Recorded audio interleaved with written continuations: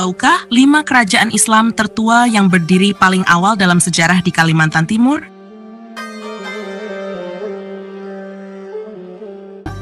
Menelusuri peradaban sepanjang Sungai Mahakam, narasi ini memperkenalkan 5 kesultanan Islam Kalimantan Timur, menguraikan asal-usul, proses islamisasi, tokoh penting, warisan budaya, hingga tantangan pelestarian identitas sejarah pada masyarakat kontemporer.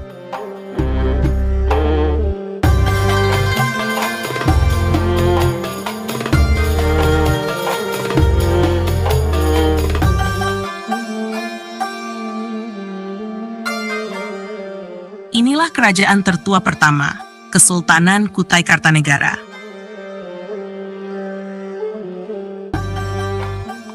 Aliran Mahakam menyusuri bekas pusat Kutai Kartanegara, sebuah kerajaan berakar Hindu-Buddha, yang perlahan bergeser menjadi kesultanan bercorak Islam dengan pengaruh luas. Prasasti Yupa dari abad keempat merekam kemegahan Mula Warman, menandai fondasi awal dan garis keturunan kerajaan yang memberi identitas bagi Kutai.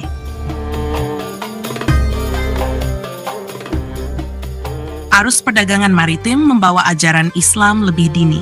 Namun, adopsi resmi oleh penguasa baru terlihat jelas sekitar abad ke-16 menurut sumber historis. Kejayaan berlanjut sepanjang lembah Mahakam, mencakup aspek ekonomi hingga religius. Intervensi kolonial kemudian mengubah tatanan politik dan melemahkan otoritas penguasa lokal.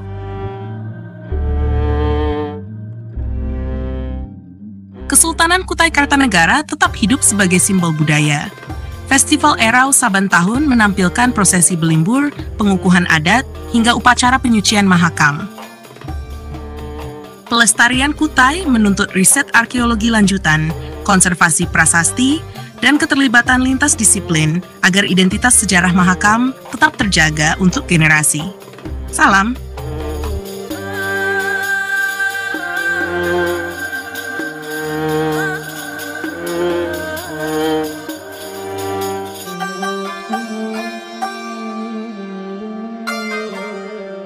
Inilah kerajaan tertua kedua, Kesultanan Pasir.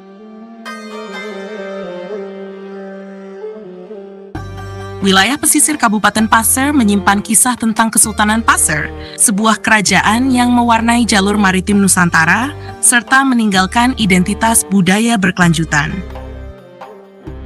Kisah asalnya berpijak pada kerajaan Sadurengas dengan tokoh Putri di Dalam Petung. Tahun 1516 disebut sebagai awal berdirinya kesultanan.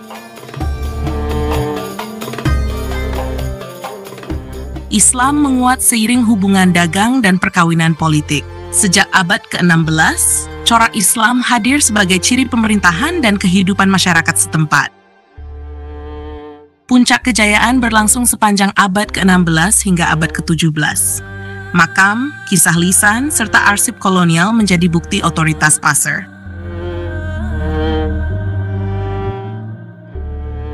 Kesultanan Pasir tetap berlanjut sebagai lembaga adat. Upacara pengukuhan sultan, ziarah makam, serta prosesi tahunan menghadirkan kesinambungan warisan. Kesultanan Pasir memberi pelajaran penting tentang pluralitas maritim. Riset epigrafi, konservasi situs, dan pendidikan publik menjadi langkah nyata menjaga jejak sejarahnya. Salam.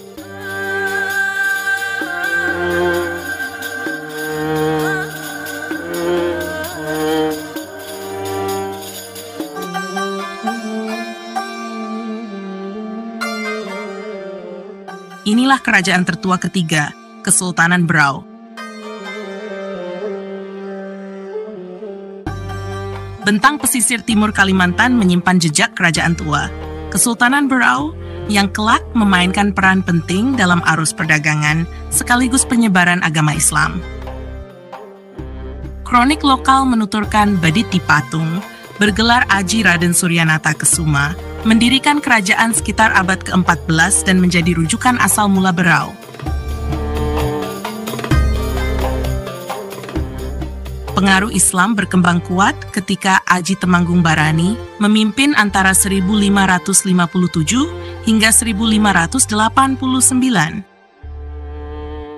Kejayaan berikutnya tampak pada masa Sultan Muhammad Hasanuddin sekitar 1731 hingga 1767.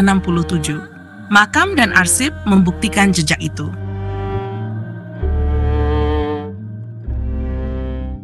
Kesultanan Berau berakhir abad ke-19 setelah terpecah menjadi Gunung Tabur dan Sambaliung. Tradisi adat, prosesi, serta perawatan makam tetap dijalankan. Warisan tersebut membutuhkan riset lanjutan, pelestarian arsip, dan dukungan komunitas akademik agar nilai sejarah Berau terus hidup di ruang publik. Salam!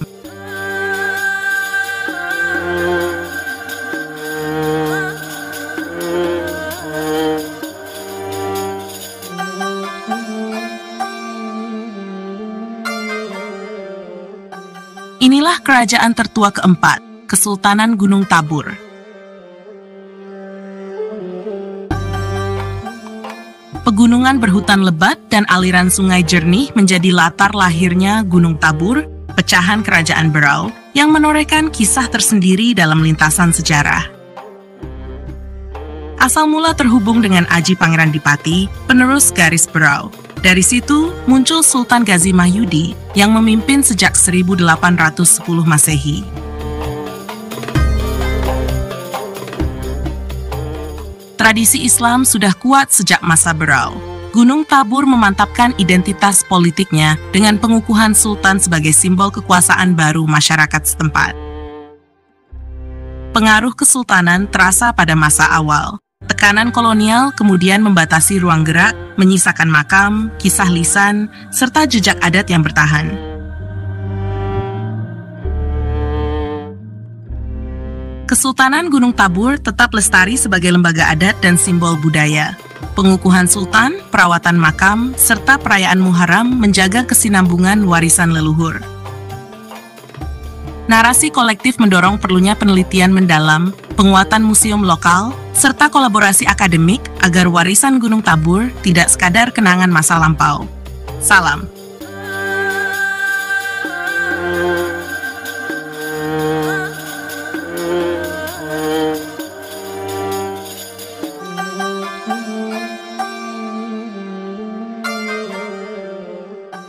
Inilah kerajaan tertua kelima, Kesultanan Sambaliung.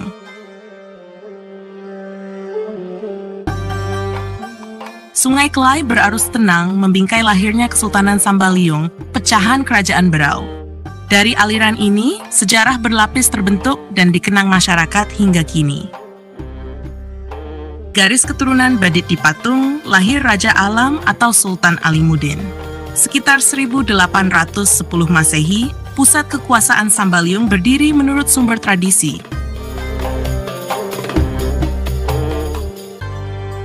Islam telah lama berakar sejak era Berau. Tokoh seperti Imam Sambuayan memperkuat dakwah, sementara gelar Sultan dikukuhkan pada awal abad ke-19. Kedaulatan Sambaliung memuncak abad ke-19. Namun, campur tangan Belanda melemahkan kekuasaan, meninggalkan keraton, makam leluhur, serta pusaka adat yang dirawat generasi penerus.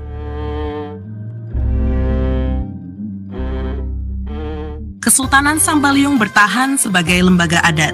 Garis keturunan sultan tetap dijaga, pengukuhan simbolis, pemeliharaan keraton, dan perayaan Muharram meneguhkan kesinambungan warisan leluhur.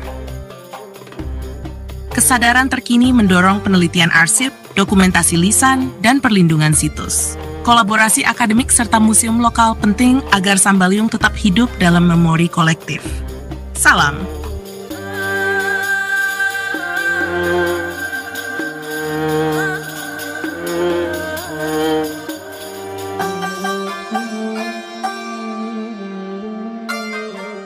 Penguatan konservasi sejarah, riset arkeologi, dokumentasi silsilah, serta partisipasi masyarakat lokal menjadi prioritas agar warisan Kesultanan Kalimantan Timur terjaga.